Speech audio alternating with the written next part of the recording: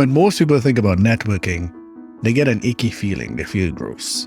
And often that's because they're approaching networking all wrong. They think networking is about getting to know as many people as possible or try to get what they want from other people.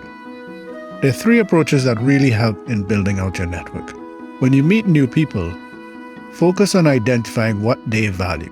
Ask questions that unearth things that they care about. What are the things that they value?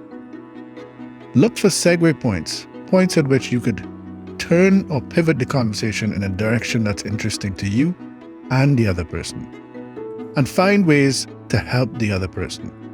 If you do those three things, that's probably the best approach to networking. You move from focusing on you to focusing on placing value on the other person. And that's how you build out a strong, connected network.